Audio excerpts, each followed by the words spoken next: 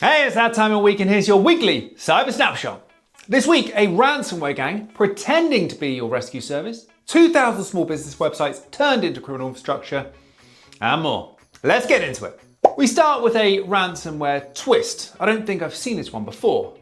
Guy Point's security research team responded to several ransomware attacks where the victim received an unexpected email from an outfit calling itself Ransom Busters Limited. It asked to speak to the chief executive or the IT lead.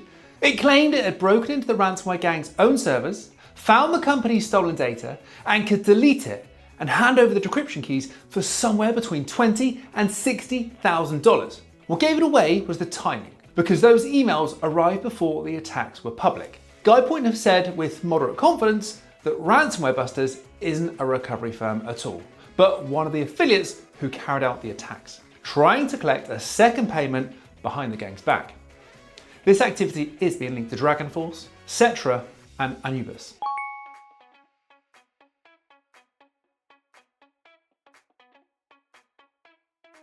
From fake rescuers to hijacked websites, Checkpoint Research have exposed an operation they're calling Stop and Protect, which has turned close to 2,000 hacked WordPress sites into criminal infrastructure. A lot of these are ordinary small business websites, and they're being used to host malware, to pass commands to infected machines, and to store stolen files.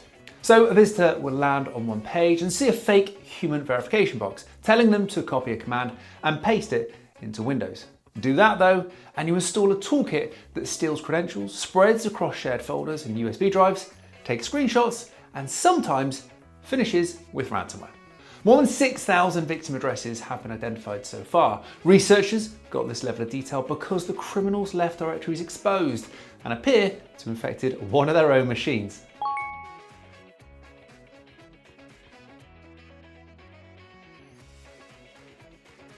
Now to Microsoft and a flaw you couldn't have patched. Microsoft have disclosed a vulnerability in Entra ID, the identity service that signs people into Microsoft 365, Azure, and thousands of connected applications. It scored 10 out of 10, the maximum, and Microsoft confirmed it had already been exploited before disclosure.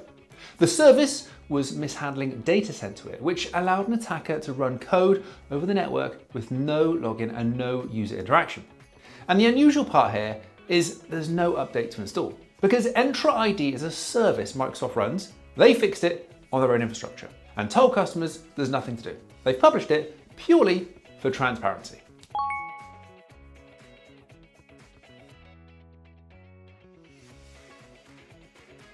Staying with identity, Google's threat intelligence group has published research on 3 suspected Russian espionage groups, going after academics, diplomats, defense firms, and think tanks across Europe and the United States. What makes it worth your attention though is the method. One group talks targets into creating an app password, which is a code that lets an application skip two-factor authentication. Another sends people through a genuine Google authorization screen and walks away with the access token. A third invites the target to a secure WhatsApp call, then persuades them to link the attacker's device to their WhatsApp account, recording audio and video.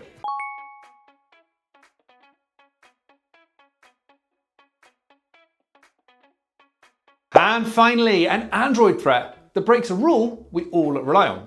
Threat Fabric have documented malware called Manic, which watches for 169 banking payment, crypto, and authentication apps, including services used here in the UK. It lays an invisible layer over the keypad to capture pins, and it can take remote control of the handset. And the clever part is what happens when it can't reach the attacker's servers. Instead of giving up, it encrypts what is stolen, queues it on the phone, and looks for another infected phone nearby over Bluetooth or Wi-Fi direct. If that phone has internet, then the data goes out through it, hopping up to 4 times. So, taking a compromised phone offline no longer contains it.